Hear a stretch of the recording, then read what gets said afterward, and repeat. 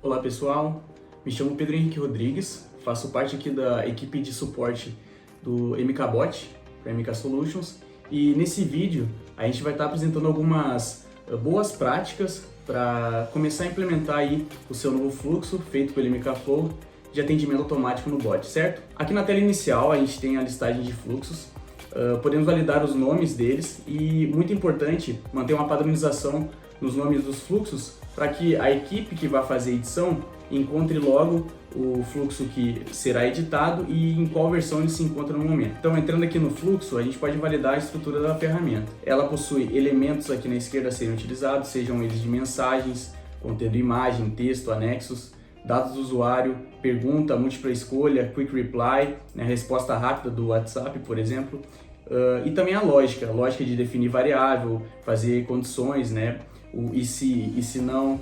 A gente tem o bloco de espera também, para caso a gente queira que o fluxo dê um tempo ali de processamento. A gente tem o bloco de pular, que serve para basicamente a gente economizar ligações no fluxo e poder transferir um bloco diretamente para outro grupo. Eu vou mostrar como é que funciona posteriormente. E a gente tem chaves de objeto, itens de array para algum retorno de API, né, a ser feito. Por exemplo, a gente consegue fazer uma requisição de HTTP aqui que vai retornar um objeto, pode retornar um array, e a gente pode guardar esse retorno dentro de arrays e objetos dentro do MK Flow, certo? E a gente pode declarar um fim de fluxo aqui também, ok? Então, pessoal, aqui eu trago um exemplo de um fluxo para técnicos entrarem em contato com o suporte interno, ok? Isso acontece bastante e a gente pode, com a ferramenta do Flow, a gente consegue criar um fluxo personalizado apenas para esse tipo de atendimento, que é o atendimento interno, certo? Então eu trago aqui um exemplo de um fluxo curto e funcional que valida qual técnico está entrando em contato e transfere logo em seguida para o operador de suporte. A gente pode validar aqui que os elementos e os grupos estão com nomes bem detalhados, ou seja, a partir do momento em que alguém que não criou esse fluxo entrar aqui e editar, ele vai conseguir se guiar pelo menos pelos nomes e com o conhecimento básico da ferramenta. Então a gente pode validar que a gente tem uma variável aqui de senha técnico, ou seja, eu deixo claro que está sendo passada uma senha numa variável.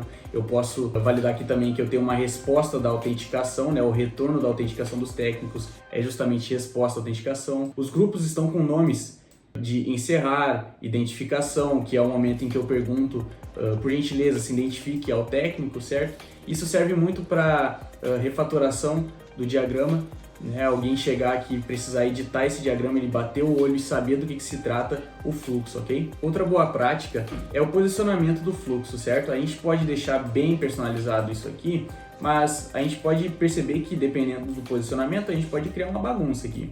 Então, vamos procurar sempre deixar bem posicionado aqui os elementos, certo? Para que as flechas e os fluxos façam sentido, ok? Visualmente também para serem editados, ok?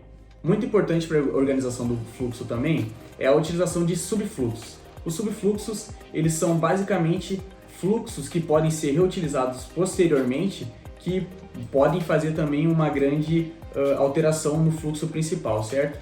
Esta aqui é a lista dos técnicos a serem validados, né, autenticados.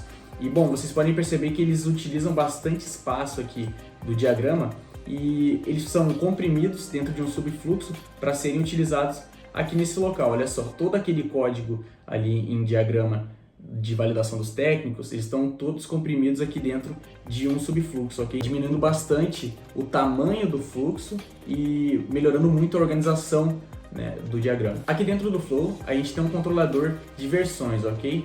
Então, muito importante também sempre revisar, né, as outras versões que já passaram a ser utilizadas do fluxo, ok? A gente tem datas e até mesmo horários de quando foi aplicada aquela nova versão.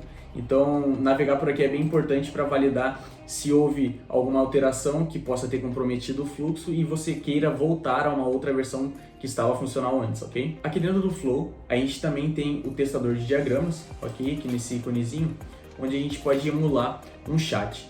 A gente pode utilizar sempre essa ferramenta para validar se o fluxo está sendo seguido corretamente, se a inteligência artificial que a gente montou aqui ela está sendo obedecida, ok? Então, sempre muito importante a gente validar antes de publicar o fluxo fazer essa validação inicial aqui no chat emulado dentro da ferramenta, ok? Pessoal, muito importante também a gente fazer a utilização das integrações nativas do MK Solution, ok?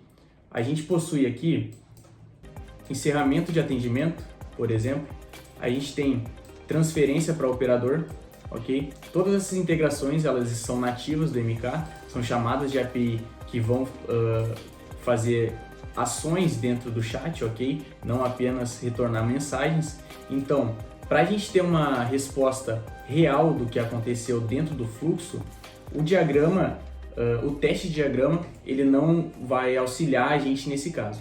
Para a gente ter uma resposta real do que aconteceu no fluxo, a gente pode fazer a validação em um teste de canal de Telegram, por exemplo, utilizando esse fluxo para que de fato a integração ocorra e seja transferido para um operador, seja vinculado um CPF a um cadastro ou basicamente seja encerrado o atendimento corretamente. Por fim, uma ótima prática a ser seguida é a gente ter pelo menos um fluxo de backup ou pelo menos fazer uma criação de fluxos de teste para caso a gente precise fazer uma edição em um fluxo, o ambiente em produção não seja afetado, ok? Então a gente pode fazer a criação de vários fluxos por aqui e eu posso também criar um fluxo de técnico de teste para caso eu queira fazer uma incrementação, incrementar o fluxo atual do técnico e não precisar afetar o ambiente que está em produção atualmente, certo? Então pessoal, essas são algumas boas práticas para a utilização do MKFlow. Agora que você conhece elas, espero que você coloque em prática e faça a criação de fluxos funcionais e fáceis de serem editados futuramente, ok? Fiquem ligados nos próximos vídeos e até a próxima!